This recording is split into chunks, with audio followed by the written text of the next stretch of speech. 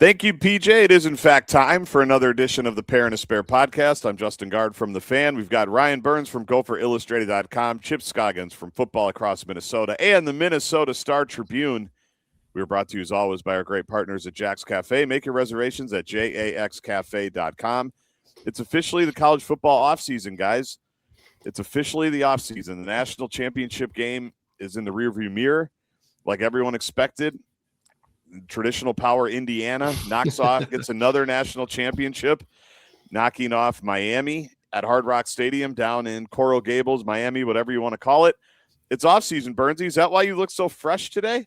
Looks like you've already got some hot yoga done, like you've gotten a Peloton in or something. You're looking spry. What's going on? Well, I'm trying to dress up for you. That's all I ever try to do is make sure you're happy. But how do you feel that it's, as you said, January 20th, and it is day one of the off season? And a reminder, next year, it's going to be like January 27th before the first day of the off season, which would be a full 2 months after the final regular season game is played. What do we think about all that? I think it's stupid, and we can talk about calendar at some point if you want, but I think it's so easy, and everyone's on my bandwagon now. You all laughed at me when I said we got to start in mid-August. Just start mid-August. Get rid of the conference championship games, and we can all end at the Rose Bowl on January 1st. It's doable. Then the portal opens on the 4th. Everybody's got a couple of weeks before school. It's so doable because this is ridiculous. It is dumb. And like you said, next year, it's going to be even later. And it's on a random Monday night. Like I get it. I don't get it. I think it's an easy fix for all of this. I don't disagree with you. I know there's, yes, if you expand the playoffs, that's going to offset if you get rid of conference championship games, right? Because that's such a huge moneymaker. I don't know that coaches would cry if you got rid of the conference championship game, but the money that brings in helps pay athletes. The one thing I do wonder is if you move it up before school starts, does that what kind of impact does that have? It would have an impact on attendance for the student sections. That would be the counter argument. If you're wondering about how does it affect the student athlete, Carson Beck just told us he hasn't been to school in 2 years. Yeah, so I'm not that worried about it. No, but yes, the attendance part of it is part of it for sure. Yeah, the student athlete, okay, that's – I don't know if school's the number one priority on when it comes to when they start making these decisions. But in terms of the overall experience and not having the students in the crowd and because that's a big part of it. I mean, think about like that opening game when you have all the Friday night game. That's such a cool vibe. If you have a game or two when the students aren't on campus, you'll take something away from it, but you're going to have to give up something that, it's not going to be perfect no matter how you do it. Right. Any thoughts, Burnsy, before we talk about the last game? No, I mean, I just hate how it takes forever now. It's like you get to the end of the regular season, and I mean, if you're a team like Minnesota, and you've been watching for the last 7-8 weeks, and now Indiana, great, you won a national title. Everybody will take the trade-off, which is an additional 2 months of a college football season. But I'm sure that thing at some point just started to drag on and on and on and on. So I don't know. I don't know what the answer is, but I mean, there's got to be one of these that has to be worked out one of these times. Yeah, and when they've changed the playoff again, maybe they do tweak it a little bit because they're definitely changing it. There's been stories about it the last couple of weeks. The Big Ten and the SEC continue to wrestle for supremacy on what's going on. And I got to say, I understand why the SEC wants 52 teams in the college football playoff, because if they get everybody, one of them might actually win it. Unlike the Big Ten, we just put whoever you want in there. Ohio State, Michigan, Oregon's been in there twice. They haven't won it. We'll even throw in the losingest program in the history of our conference, and they're gonna house a chip. They're gonna house a Chip Scoggins before somebody from the SEC does. How about it's the Big Ten's world, and everyone is just living in it? And before we make it about that, Indiana did what 2 years ago no one thought would be possible, including 97% of Hoosier fans who are quickly approaching, peak annoyance in my world. I'm just going to throw that out there because I was thinking about it this morning, how sad it is that like none of my teams besides the Twins in my lifetime have ever won anything. And you guys see what's behind me. I've got trinkets and stuff and pictures and passes and posters, and I'm a Rube. And none of my teams ever win a championship. 2 years ago, no one cared about Indiana football. No one. And now those people get a title. How does that make any sense? In what sports god world, they had to, they still play at Memorial Stadium? Oh, that's by Assembly Hall, right? And it's that huge, place across where we used to just, hang out before basketball games. It's sad. It's depressing, but it also should give everybody hope. I'm rambling, but what's our reaction to the Indiana ascension and the fact that it was a great title game. I thought it was a really fun title game. Yeah. How about the diehards who have stuck with Indiana football that would go to every game when there's 15,000 people in that stadium? And they're there. I'd love to meet them. Have people done stories on them? I'd love to find them if we could. I don't know if they exist. Yeah. What a second half of that game. I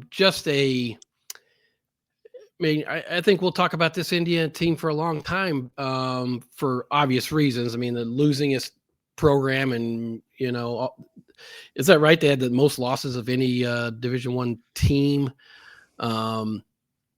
Obviously, the 4th and 5 run by your Heisman Trophy winner will go down in college football history. We'll see that play 25 years from now, 50 years from now. We'll see that play, and to have the guts to call it that play on 4th and 5. The guts to have a quarterback draw on 4th and 5 against a Corey Heatherman's defense, which if there is a kryptonite for Corey Heatherman's defense, it's that when it's not chaotic, you can do things like that. And when he sits back what a call, what a run. The hits that he took to get to the end zone and the dive, just tremendous. And Miami kept answering until until Beck threw the interception there at the end. But this Indiana team, I saw a stat today.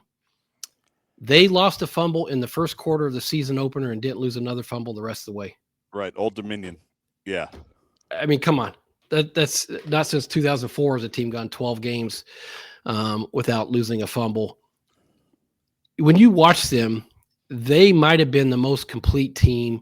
Obviously, the 19 LSU team was star-studded, and, people talk about that as one of the all-time greats. But in terms of being a complete team, offense, defense, special teams, coaching, tackling, they don't have a weakness. They don't do anything bad.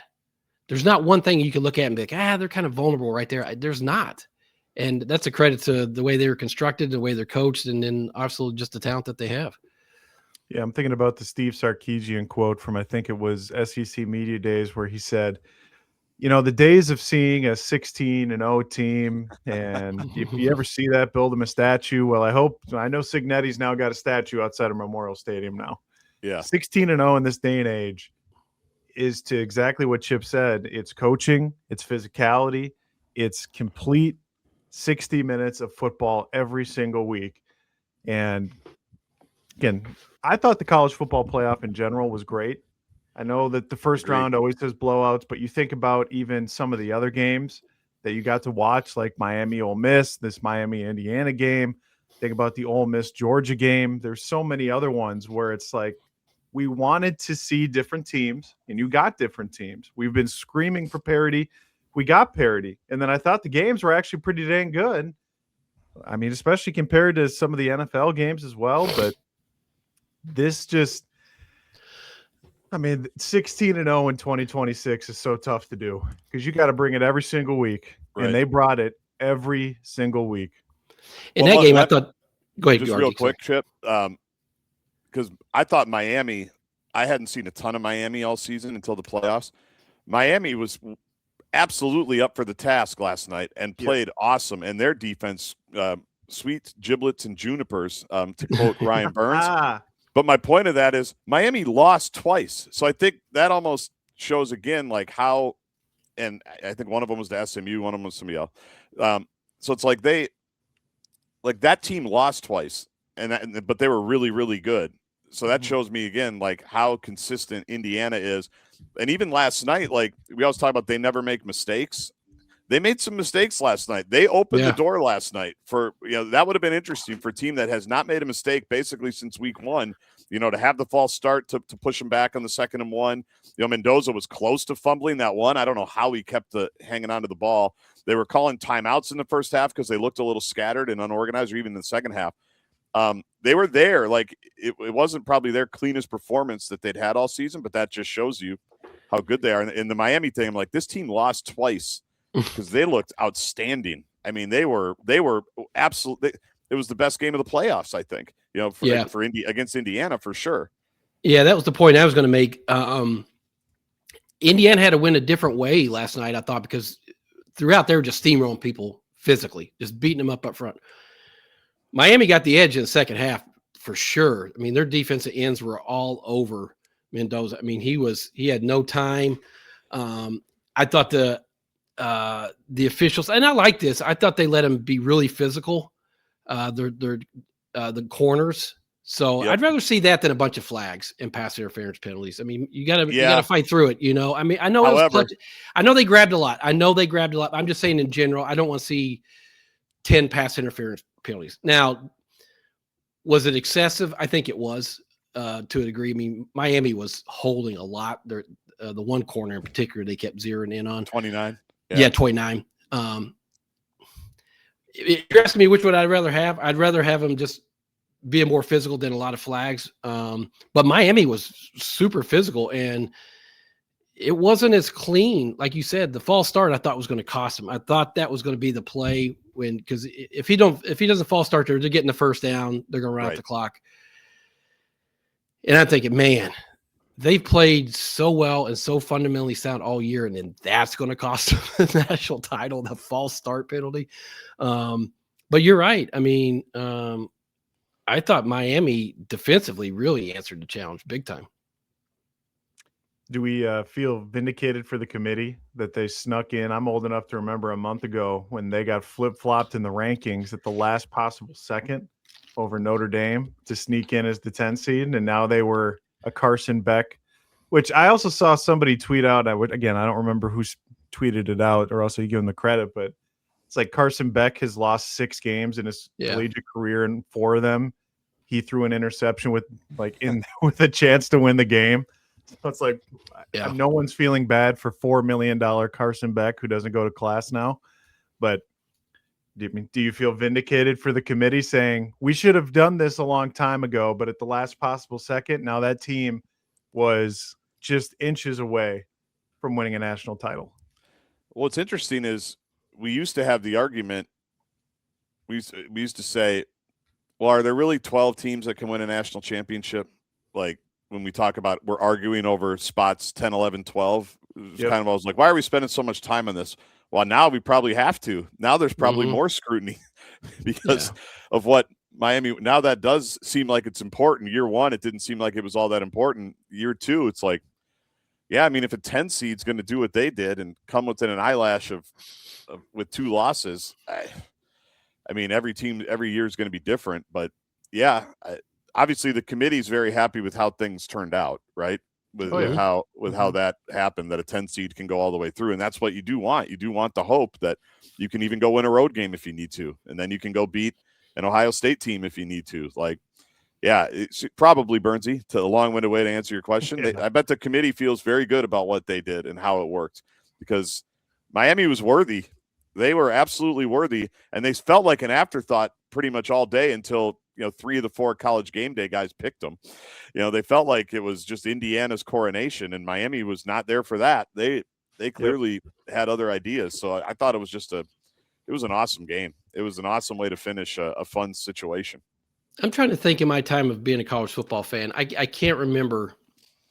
I mean, this is the greatest turnaround in college football history, I think it's fair to say, right? I mean,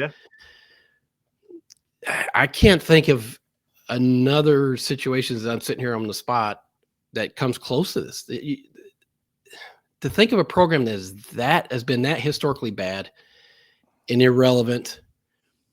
They've lost 2 games the last 2 years. Right.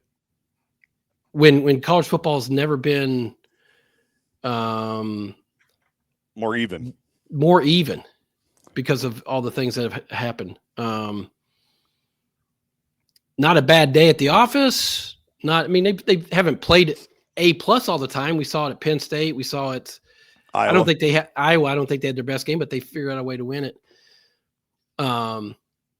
But just never had one of those games where you like, it's just not here. We just don't have it today, boys, which happens all the time. I mean, we see it, even the good teams have those moments, and that's a special quality. And I don't know how you quantify it, but man, I don't think we can make enough of what we just witnessed and how unique and rare this is.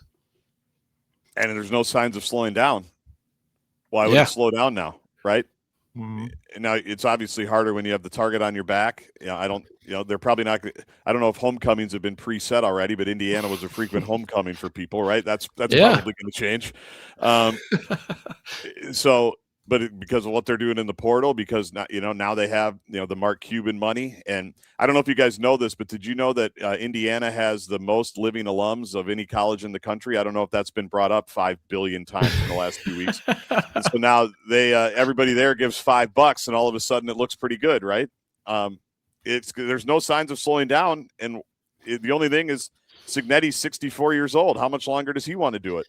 That's really the only thing, because he's obviously the one that got this whole thing going. But yeah, it's going to feed on itself now. And because there is the pathway of, if you have money, you have it now, and they have all that, like, why wouldn't you? And all the advantages Indiana's always had is a great school for people just to go to. Yeah. Great business school. Yeah. The great business school. Great communications, great bars, great campus, great college town, all the cliche stuff. Like, buckle up. This could be a decade thing here. Yeah, it's a different situation, obviously, because now you have revenue sharing and NIL, particularly revenue share, but you got Mark Cuban in that. But I remember reading, I think it was, I forgot who wrote Gary Barnett's book, the old Northwestern coach. Was it Wojnarowski? I can't remember. But after they went to the Rose Bowl, Northwestern, right? And that's probably the most comparable thing. Northwestern went to the Rose Bowl, right? And he had said in there that, or they had written that after they went to the Rose Bowl, the percentage of alumni donations went up 1,000%, 2,000. I can't remember what the number, but it was something astronomical. And he was just saying, like, winning breeds this emotional attachment that will make people want to give money to the school. So I can't even imagine what this run does for Indiana. You already have the Mark Cuban. You already had a robust NIL. Right. But now the people who never gave money to Indiana are probably going to give money to Indiana. And so, again, it's different because of when you have the big boosters, but I can't imagine the money that they're going to have to spend on their roster now. High hopes. They've been spending it, let me tell you. Gary Barnett with Vahe Gregorian. Oh, Vahe, my guy Vahe. Vahe wrote it. I've never heard of Vahe Gregorian, but let's have him on. Vahe Gregorian is a quick side. He's he was my mentor. He was a longtime beat writer at Missouri. He's now a columnist. Actually, he sent me a nice email yesterday about hoping everything here is going okay. And one of the nicest human beings you'll ever meet. I was thinking it was someone else, but I'm glad Vahe wrote that. It was a great book. I was going to say, he clearly means a lot to you. You forgot about his big book. Yeah, you forgot about his 25 years ago. What year was that from? That was from when did they first go with Barnett? That was 94. 94? That's what I thought. Yeah. With Pat Fitzgerald, 30 Michigan years ago. State coach Pat Fitzgerald. Burnsy, what else? Because I got a few more things on Indiana that I want to talk about, but anything else just about this team or this run and what's going on now?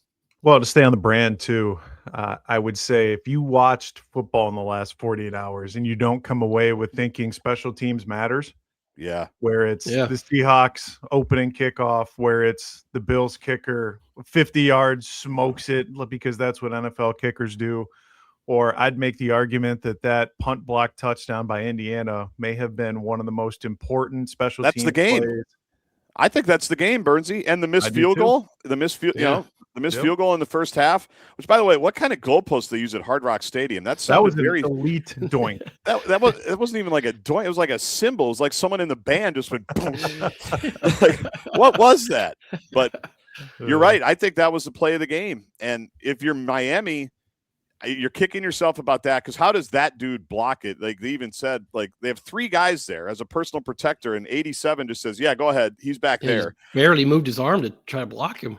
There's that. There's the field goal. And then Heatherman has already said, like, he's going to live with the 4th and 5 run for the rest of his life, basically, because he said he should have called timeout, because he goes, that's what they do. That's what they've done all year. In those type of situations in that area, he claims he knew it, right? He's like, I should have called a timeout. They had the formation, they had everything, and I didn't do it. And now he's probably going to live with that forever, right? Because if they stop him there, who knows what happens. But if you're Miami, special teams coordinator probably didn't sleep last night in South Beach, because they were in a great spot, and that just gave Indiana just enough cushion, to kind of keep them at bay. Yeah, I would make the argument that punt block touchdown specifically may have been the most impactful special teams play I can remember, at least in modern college football championship history. Because like you said, and I agree with it, they don't win that game if you don't block that punt and then fall on it for a touchdown. You just don't. The way that game was going, I don't think it happens. So it's one of those things where special teams matters. You have to play all 3 phases. That's how you go 16-0, and that's how you win national championships. Yep, exactly right. All right, lastly on the Hoosiers, there was an interview on Pat McAfee yesterday with the president of Indiana, Pamela Witter. Hang on, I Googled it. Sorry, President Pamela Witten. I believe it is required watching for anybody that is in college football. I don't know if you guys have seen the clips, but it was interesting, because we've read a lot about Cignetti for obvious reasons and what he's done and how he's done it. And obviously the players that he brought from James Madison, the James Madison 13, I think they call them. Like, think about that team in the FCS, by the way. Like, how happy are Montana and Montana State and all the Dakota schools that Cignetti's no longer there? Because think about those dudes just running around the FCS, in Nashville, Tennessee 2 weeks ago for the title game. He's obviously an unbelievable coach. We said last week, though, everyone in the country could have hired him, right? Everyone in the country, Kirk Cignetti was available to. But the president talked about, and now this could be a little bit revisionist history. This could be, let's not forget who deserves the credit here. I'm the president of the school. But she talked about when she got there, which I think is 5 years ago. She had a meeting with Scott Dolson, the athletic director, and she basically said, it's time to stop making football an intramural sport around here. She goes, football is responsible for 70 to 80% of our revenue. It's time that we reflect that as such. And so she said from that moment, and Tom Allen might have still been the coach, I think he was, they started building the infrastructure and putting things in place. And as she says, raising money to, make sure whatever it is. And then I loved how she said it. And she goes, so we did all of that, and then we could go find the best coach in the country. Yeah. And then Cignetti came in, and then we were ready. And then we were ready to meet the moment. And I'd love to know more. I'm sure there will be books written about this. You mentioned the Gary Barnett book. I always mention the Wisconsin book. There's so much that goes into it before the coach gets there or before they have the breakthrough. It's not like Cignetti just got there. And again, I'm not trying to diminish him. He's obviously unbelievable. But to me, it speaks to it speaks to the alignment, to use the word, and the intentionality, to use another great word of 2026, that you have to have from the top down, where the president just goes, we got to stop treating this like an intramural sport. Let's figure out what we need to do and let's go do it. And now in 5 short years, really in 2, and she also said, and people think Cignetti was, this guy that no one had ever heard of. We were watching. We knew. I'm like, okay, great. So that might have been revisionist. Okay. You're the greatest president of all time, blah, blah, blah. We get it. Scott Dolson's the greatest. We get it. But the point is, because everybody wants to know, how does this happen? How do you do this? And Indiana should give hope to everybody. Literally every school in the country should wake up today and go, well, if Indiana football did it, what excuse do we have? And I hope we get more, and I'm going to look for it actually in the next few weeks, about how they, hired some, did some things with different jobs, did some things with different people. Fundraising obviously is a big part of it. And now it's just this rocket ship. I think everybody should watch it, because that is what it takes from everybody on down, a commitment that this is what we're going to do. And it doesn't guarantee anything because I know a lot of people put it all in. Like, look at Oregon, right? Someone just said Phil Knight's been pumping billions of dollars into Oregon forever, and they can't win a national championship. Like, they're in the mix every year, but they can't win it. But I think everybody should take 15, 20 minutes and watch it if you're a college sports fan. And I'd love to send it to every board of regent that the University of Minnesota has. Say, this is what it takes, like that type of investment. Well, how often did you hear at Wisconsin when they turned it around? When they talked about Barry Alvarez, did you hear about Donna Shalala, Pat Richter? Like, they're always the Holy Trinity. Yeah. They're always incorporated into how did Wisconsin do it? It was, yes, you got the right coach, but you also had to include the president and the AD making a commitment to say football needs to be important here. And they made football important at Wisconsin. And because they did that, they emphasized it. Whatever it was in terms of finances, all the things that you have to do to be commitment, support staff, training, everything, you may have the greatest coach, but if you don't have the institutional commitment behind you, it's not going to be, you're not going to reach the full potential. And good for Indiana for having that buy-in and realizing that, guess what? Football can be important on campus. It can. And, for years, I think at Minnesota, they've struggled with, and I told you this before, I think I've written the word commitment 9,000 times in columns over the years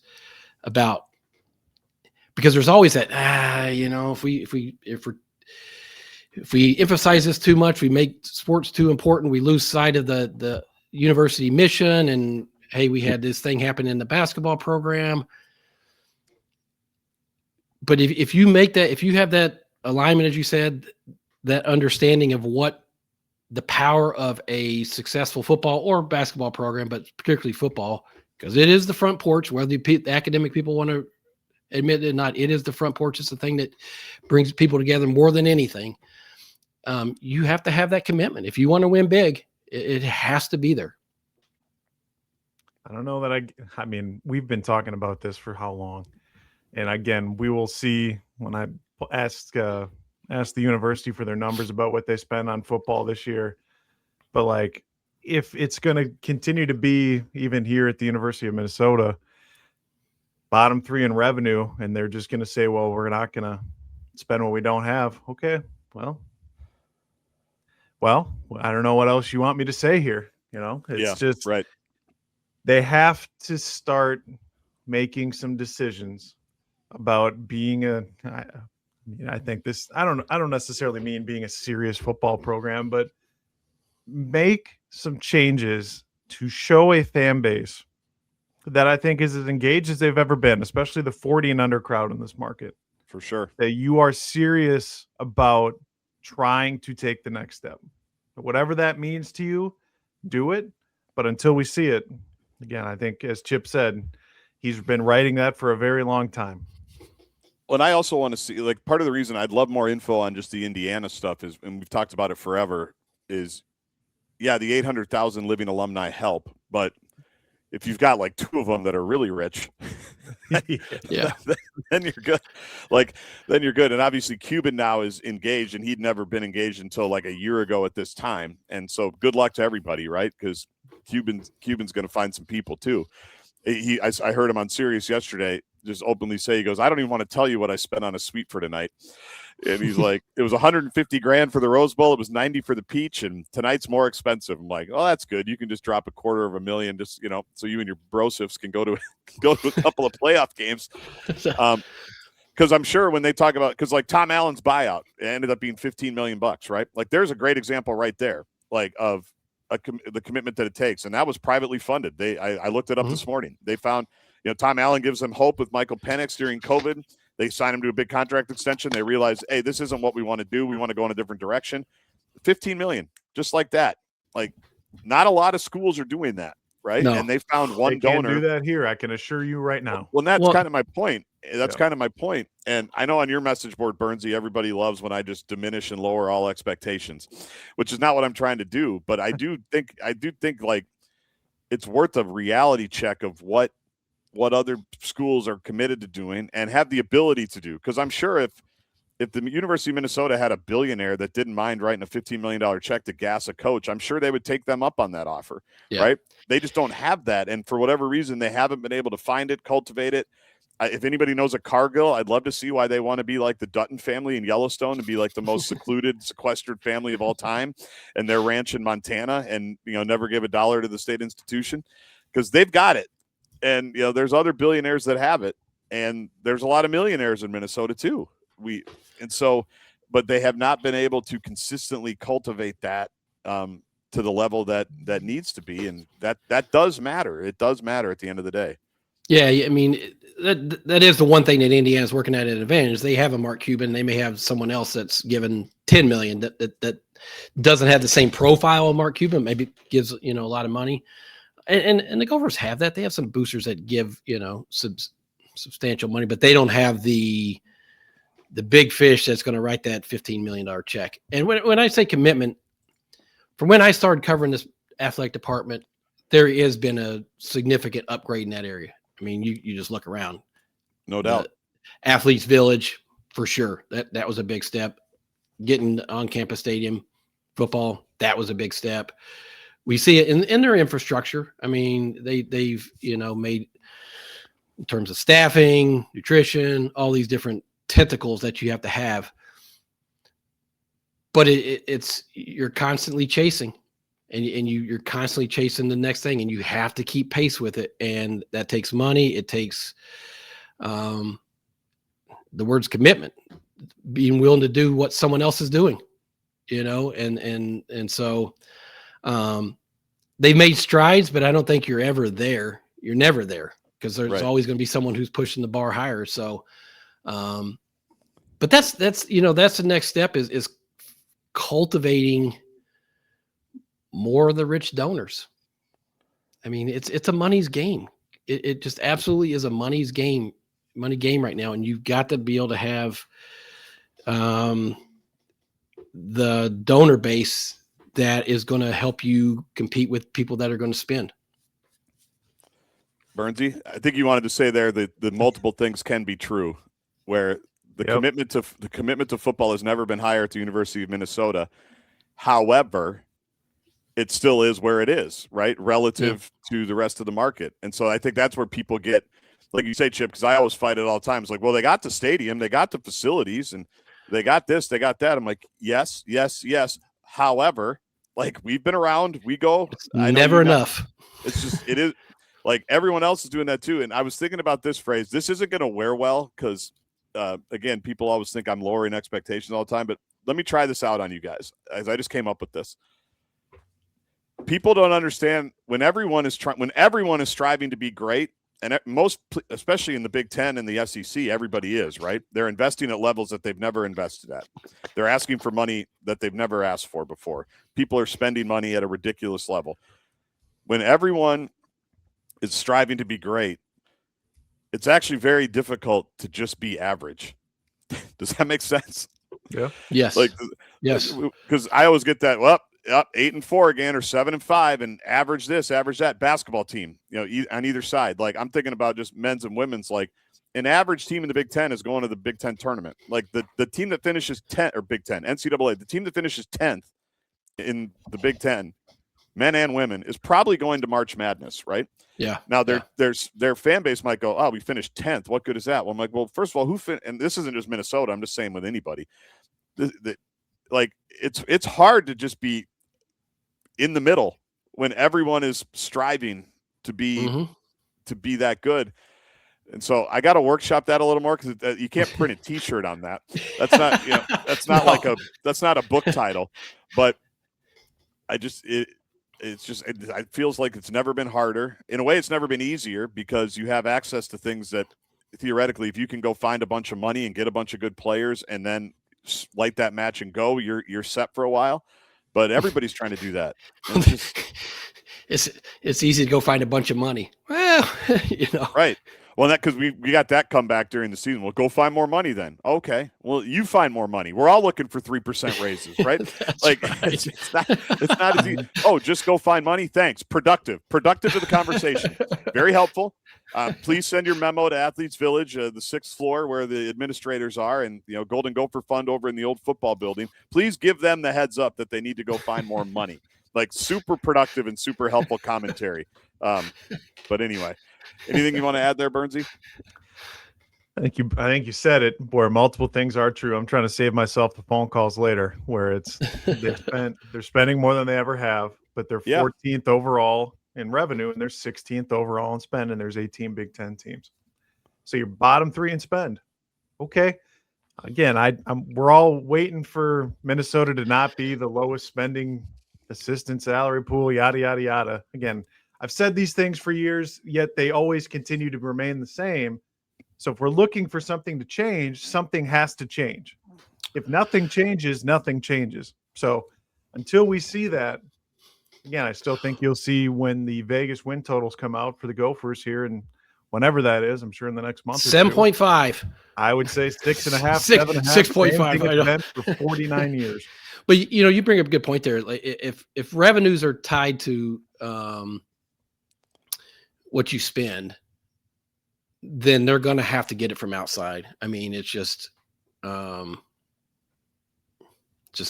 common economics there. I mean, it's just because they're with where they're at with their stadium, they're never going to be a huge revenue driver. But that's where they have to be creative. And I do give Derek and those, people at Dinkytown. I mean, I think they have been creative in terms of trying to incorporate some of the community, the Fortune 500 community, and trying to get them more. You see it with some companies that are sponsoring when these guys are coming back, right, from the NIL. That was a good step. Yeah, Cub Foods, and so, but they have to be creative to try to unless they find that big donor somewhere, it's going to have to come from the whole pond, right? Yeah, that's my other favorite one is, well, we got all these companies. I'm like, yeah, do you think they haven't called? Like, yeah, I know every one of them. Yeah. And some of them, 3M sponsored a building, Land O'Lakes sponsored a building. Like their Cub Foods is big time with the University of Minnesota, like probably one of their most important partners. Incredible. They've tried and they continue to try. I don't know. It's going to be interesting though. I just can't wait. I do want to read everything I can though about the Indiana infrastructure and how they set it all up. And because these places, they all give you the blueprint. Wisconsin gave you the blueprint. Northwestern gave you the blueprint. Indiana's going to give you it's just a matter of, do you use the manual? Yeah. Or do you try to do it a different way? Like Burnsy said, it's a lot harder that way. There's a reason why everyone's pissed off at why the MLB might have a labor strike next year, because the Dodgers just continue to sign everybody.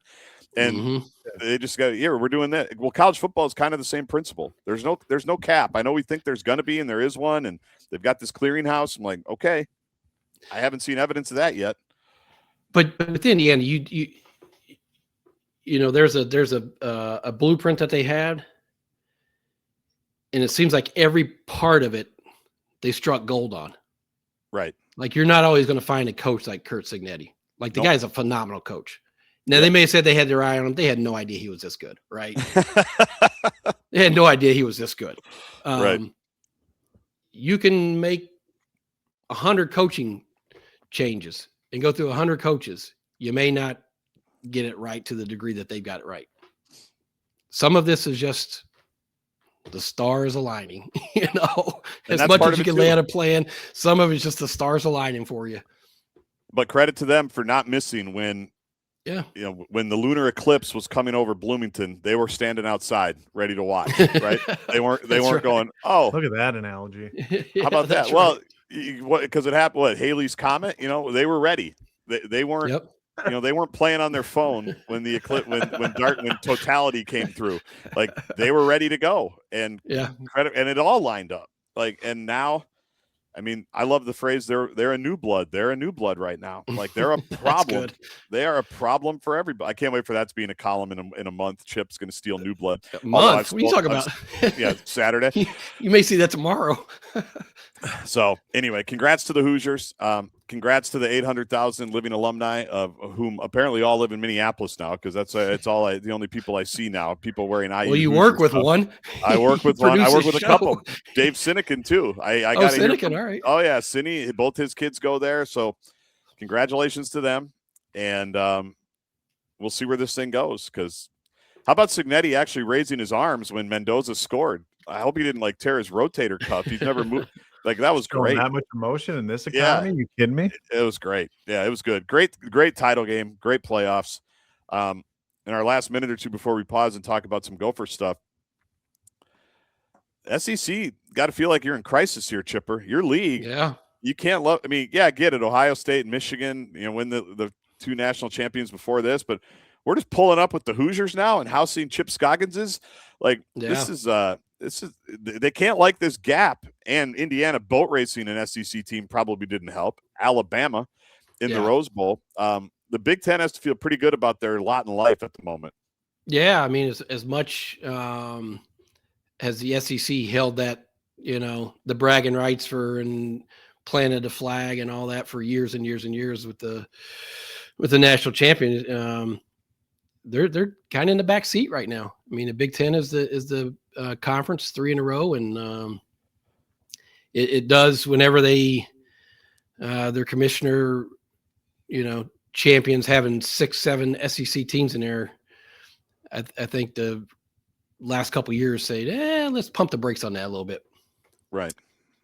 That's where I think we talked about it at the beginning, or it might have been in the pre-production meeting. If you look at these bowl games or the college football playoff games where it's not interconference on interconference, so SEC on SEC, Big Ten on Big Ten, the Big Ten finishes 10-4 in the postseason. The SEC finishes 2-8. And I think I remember something pretty similar along those lines last year where the SEC was below 500. So if I have to also read one more thing about Saban chirping about how Nick Saban is one of the greatest coaches of my lifetime in the modern college football, and I'm not taking that away from him. In any sport. I think the greatest in college football. Yeah. But if I have to read one more time, it's something he says related to, well, what did you expect? All these teams up north now, they can pay players.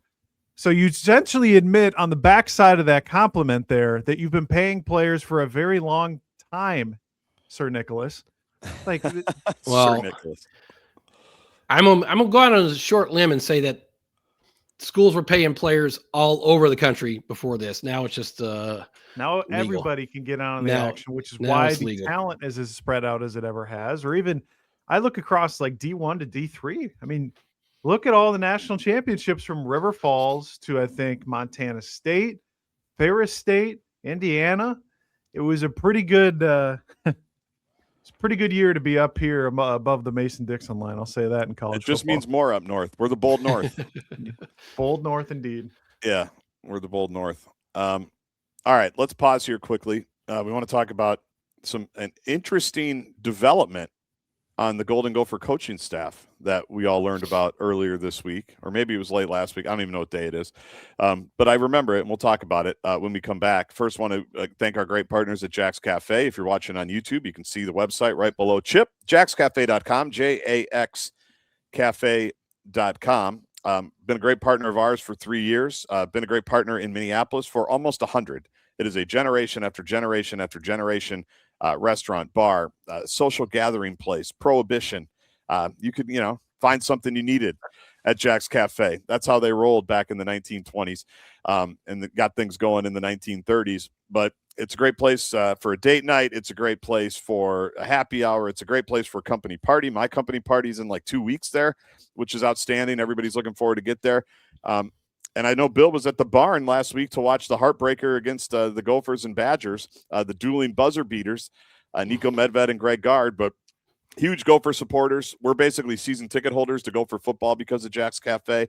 And as we enter 2026, Burnsy, we just continue to appreciate their great support and hope that all of our listeners support Jax. Absolutely. And I swear we get like a tweet now every week just about Yes. people going there and taking us up on our word. And again, whether it's first dates we've seen here recently, even if they don't go well, it's a great First date and last spot. dates. Yeah, first and Yeah. last date in that case. To parents' night out, to date night out, to we've had, I mean, think about the generational run we're on from first dates to weddings of listeners here that are being held there in terms of receptions, to parents' night out, to I know I've gone there on a couple of double dates. Chip, it's a very versatile spot for your creme brulee. Yeah, I'm not a big Valentine's Day guy. I'm not into made up holidays, but would that not be the perfect spot for if you are into Valentine's Day, if you celebrate? Well, maybe you should give it a try this year. Maybe this will not a big rekindle your love for Valentine's Day guy. Yeah, I'm not a big sorry, Valentine's Amy. Day. Yeah, my wife knows I love her. I don't need a special day to tell her. But I'm pouring one out for Amy right now. Every day is Valentine's Day for you and Amy. That's right. That's Every right. day. Yeah. I was thinking about this. Is there any doubt in your mind that if Kurt Signetti lived in Minneapolis, Jax would be his spot? Was that not like he would be there all the time? That would be his post-game celebratory dinner. 100%. I think you're probably right. Yeah. Like think about him at Jackson bringing the national championship. That would be his spot. But yeah, Valentine's Day is coming up. Let's fill that place. You won't see me there on Valentine's Day because I don't go out. I don't believe in it. But let's pack Jax on Valentine's Day. If you don't have a cold, lifeless heart like Chip Scoggins, Jack's Cafe is the perfect Valentine's Day spot. Print the ads. Put the billboard up, Burnsy. You won't see me there, but if you love, go to Jack's Cafe on Valentine's Day. JAXcafe.com. All right, we got a press release last week about the University of Minnesota football staff and the hires that Burnsy'd been breaking and Burnsy'd been talking about on the GI message boards and GopherIllustrated.com for a while. Obviously, Isaac Frichty's the wide receivers coach. Mo Ibrahim's the running backs coach. You can fill me in on every single dude, Burnsy, because you're locked in on this. But I don't know. Did you get a heads up that there was going to be a name? Yeah. Yeah. Somebody was working. We don't need to say who it was. Somebody was working, but hey, check the release that's coming out. There's an interesting name on there. Yeah. I'm like, okay, great. I'm trying to get to work. I'm driving. I'm like, well, this could be big. And it did end up being, I think, pretty interesting in that former offensive coordinator and Jerry Kill confidant and lieutenant for many, many years, Matt Limegrover, is back as assistant offensive line coach to Brian Callahan, which I got to be honest, makes my whole year because of the people I've covered and just been around. I don't know. Like Matt Limegrover is on my Mount Rushmore of good dudes and like, good guy, and in terms of how the players he coached feel about him, thinking about Tommy Olson, thinking about the guys that he even coached at Northern Illinois that got into coaching that I've gotten to know. I have so many good memories of Matt Limegrover just as a person that this fires me up so much that he's back and part of the program again. Not to mention all the narrative streets that I know you want to get into, Burnsy, but this is awesome. Like he's what a good guy. It's great that he's coming back here. Anyway, that's how I feel about that part of it. You guys take it wherever you want to go. I just thought that was really, really cool news, and I'm excited to get to see him on a weekly basis again. Go ahead, Chip. Yeah, I'd echo everything you said. Got to know Matt when he was here as a line coach. One, I think he's a damn good coach, particularly as a line coach. I mean, he's going to help that group tremendously. And what a cool thing for him to kind of full circle with his career, in the latter half of his career to come back and be in a place I know he really enjoyed and coach a position that he really loves and that I think he's very good at. And as I tweeted out, like, I think he's a really good coach, but he's even better person, just as good a person as you'll find in the coaching ranks. Players love him. He has their best interest in heart, just a good human being. So I agree with you. I was when I saw that, I was surprised, but I thought that was a really cool surprise to see his name on that list. Before I get into the minutia here, do we think this is finally the first shovel in the ground that is burying the hatchet of the Jerry Kill PJ Fleck feud of you've got Isaac Frichte now back on staff, which was a Jerry Kill player. Now you've got a Jerry Kill coach also on the staff and Matt Limegrover. Do we finally think that somebody's turning the other cheek to an extent here to finally just overlook some things like that? Or do you think I'm going too far down narrative street with something? Well, no, I think the narrative street is, if you're wondering what side you should be picking if you're a Gopher fan, I think it's pretty obvious. Right. In terms of who's handled this situation. You know, like, I don't think the hatchet will ever be buried. I think Coach Kill has made that abundantly clear. Yeah. Like, I don't know that this has anything to do with that, to be honest with you. I just think the only thing I could think of is like that, you know, when Limegrover was like his offensive coordinator for a really long time, and those guys all picked sides, right? I mean, they all did. Burnsy, you got messages like I got messages. we got a lot of receipts. That'll be for the book. 25 years. I need to get 10 more years out. Like, I think that's just what it signals to me. Like, I'm trying to figure out the best way to say this. Like, you know, the old head coach is going to have feelings on that. Oh, yeah. Whether it's Isaac or Matt. And I think the fact that they both said, no, now, again, they're not volunteering. That's a good job for Isaac.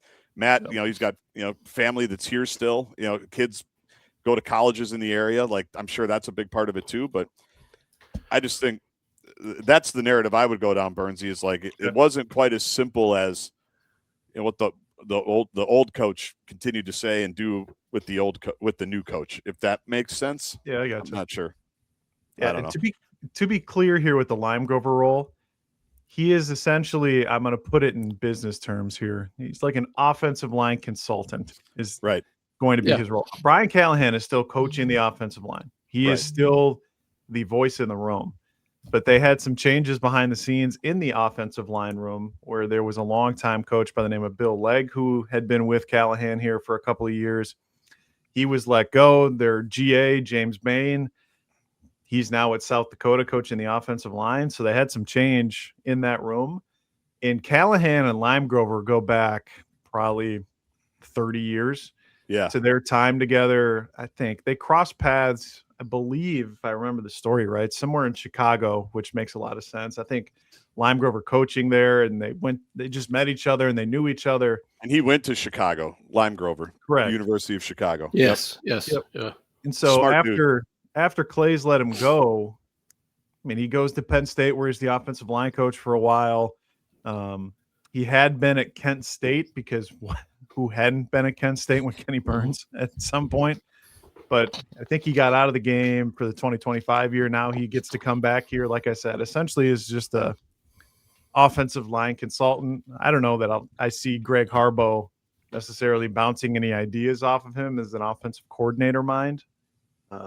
But to be able to get, again, I have the same pleasant experiences. Again, I was about, what would I have been back then? Like 20 years old. Yeah, you were a young buck when 20s. they first got here. Yep. Yeah, I mean, I remember those days. So again, it'll be fun to see him in a spring practice. But I just want to temper any expectations for what people have of this role. He's just going to be essentially consulting with the offensive line with Callahan. Callahan's still the guy, but to be able to see Matt Limegrover at least be out there again will be fun to see. Yeah, I'm excited. You got time for two quick Matt Limegrover stories? You guys have a hard out today? Yeah. 9:30. 9:30. 9:30. That's good. Yeah, I'm going to settle in here. Hang on. Let me drink some coffee here. Well, here, two things that just tell me about how he is as an individual, stories that I like. And these won't be in the book, so I'm not burning it. I'm not burning a chapter, you know, for Chip took Ghost right for me when he's in the Appalachian Mountains 10 years from now. So I want to say, the Iowa game, the Max Williams game, you know, where they just completely boat raced Iowa, which I think is only the second victory in the last 15 years of, you know, Minnesota and Iowa. 2013, 2014, whatever that was, 51-14. Max has 3 touchdowns. The week before they lost, if I remember right, and it was just a dreadful offensive performance. And there was another time where I interviewed we used to interview coordinators after losses or after games, win or lose. I'd get an assistant coach usually to talk about something before or after I would talk to the head coach. And one of the times it was Limegrover, and it was a bad loss. And he still came over and did it. You could tell he didn't want to do it, but Rovnak or whoever asked him to do it, and he did it, and he was fine. And so they had a bad loss at some point I want to say on the road. They come back and they beat Iowa. So this is like one of the great days lost of his. to Illinois in Champaign before they played Iowa. That's right. And so that was a David Cobb fumble, right? I think so. That was a bad loss. And so in the locker room after 51-14, like that's probably the best day Matt Limegrover's ever had as an offensive coordinator, right? At Minnesota. I mean, they just went up and down the field. The jet sweeps to KJ May, who's at North Dakota now, by the way, took over for Isaac Frichte. Yep. And so in that little tunnel, by the locker room, I'm thinking, well, Limegrover's a slam dunk, like 100% he's coming on. Like, this is awesome. So he comes out and I go, hey, you want to go? And he looks at me and goes, I would have said no a week ago when we had the bad day. I'm not going to be a front runner and jump on now. He goes, talk to somebody else. He goes, talk to the kids. He goes, I would have told you no a week ago. So it's kind of, and I'm paraphrasing, but he's like, it would be ridiculous of me to only want to come over now that we just housed the pig 51-14. I was, first of all, stunned. I was like, really? And he's like, yeah, talk to somebody else. I would have told you no a week ago. I don't deserve it. I'm like, all right. Like, I just thought that was funny. Tells you about him, right? Yeah, like, because most coaches could not wait to start peacocking and go, oh yeah, the jet sweep. You guys like that? You like me matching up Max Williams on a little 5'9" corner in the red zone. You like me finding that mismatch and housing the Hawkeyes? I'll never forget that. He's like, I would have told you no a week ago. I'm not going to do it today. Like, I just loved that. I just thought that was cool. Yeah, I always loved his. Back then, we'd have the, still do this year. Coordinators on, I think it was Wednesday, but he was so great in terms of just like breaking down, like the offense, a player, whatever. He was just, he's such a smart guy, and eloquent and gives great answers that I felt like I learned a lot about football just listening to him talk about certain parts of it. Like things I had no clue about. He would explain them. So I always appreciate about it. And he's a guy that never needed the spotlight, never needed the pat on the back, nothing like that, No. Well, I know, Birdsey, you felt that way about Rob Smith, the old defensive coordinator. You always felt like you learned a lot. Yeah, Smitty to you. Well, again, we you and Smitty. Pet names between the two. I know you always looked forward to those Wednesdays with the old defensive coordinator who, just got fired from his most recent defensive coordinator job, not to be confused with the 5 that he had before that. Yep. So I'm going to save the other Limegrover story for the book. I don't know if I want that out there right now. It's a good story. It speaks highly of Matt. That's all I'll say about it. But we don't need to. It speaks very highly of him. I'm going to make somebody buy something for $12.95 in 10 years. It's a good story. It's a good story. You got to pay for that second island wherever you are going to be at that point in time. So that's right. That makes sense. Anything else you guys want to talk about on the way out? Now we'll get into like the red shirt. The 9-game red shirt rule thing next week. I would also say I think we'll probably delay recording. I'm going to tell you guys this right now because the Big Ten tweeted while we were recording this, they're going to drop the game-by-game schedule. I think it's like Tuesday evening next week. So January 27th at like 4:30. I love it.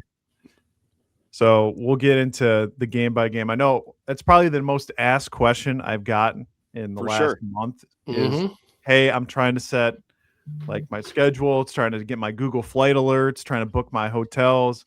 Trust me, I am too. Yep. And that's where the schedule is going to be released next Tuesday. So we'll probably delay recording a week or so. But or a day or so, I should say. But yeah, that sounds great. I do love that, though. That's one of my weaknesses as a human. It makes no sense to me because we know who they're playing next year. Correct. We know where they're playing next year. But just like the NFL, we don't know when. We know all of that for the NFL. And I go crazy to find out when the schedule is, like what the game, what the order is. I think it makes no sense to me in my own head why I love it so much. I love NFL schedule release date, and I love that the Big Ten is trying to make it a commodity too. And it's so stupid. It's so dumb because we know who, we know where. The only thing we don't know is when. The order matters. The order, The- nothing's more important than the order. I know. I can't wait for it because I'm going to be like everybody there. I'm going to be looking, where can we go early? Is there a place where my family can come? Like, when are we going to Seattle? Is it hopefully September, October, so we can do the pregame show from a boat and have nice weather? Like, there's a lot of things to The only discuss. thing I would be willing to bet right now, I don't know this to be fact. I'm just saying history is usually a good indicator here, but I'm going to guess that Washington game is going to probably be on a Friday night. Ooh, nugget. That would be my guess. All right. Well, I'm going to write that down on my little index card here. Burnsy says Friday night, Washington. All right. We'll see. I just was standing next to the old football stadium on the lake there just a couple of days ago. It's a nice spot. I'm looking forward to checking out a game there. And then my only other parting thought would be if we can all send flowers and chocolates to Amy and thinking of her on Valentine's Day, because clearly Chip won't be. We have a nice dinner at home. We don't need to go out to a restaurant. We have a nice dinner at home on Valentine's Day. Do you get her a card? No. Yeah, I don't do that either. A card? Come on. Like, why don't I just tell her I love her instead of writing in a card? Well, why don't you start there? Yeah, why don't you start there, Chip? Yeah. Burnsy, do what are every your day. Valentine's Day? Do Well, it every sounds day. like he goes out. He gets the the whole. Yeah, he gets the whole dinner and all that. Gosh. Says thank you for letting me live in your house and chase my dream of. I asked her to be my Valentine last night. Does that count? Yeah, it does count. Well, good luck to you. Good luck to Liz. Thanks to Jack's Cafe. You won't see Chip. You might see somebody else for Valentine's Day. Make your reservations at jackscafe.com, jaxcafe.com. We'll talk to you next week on the Parent and Spare podcast.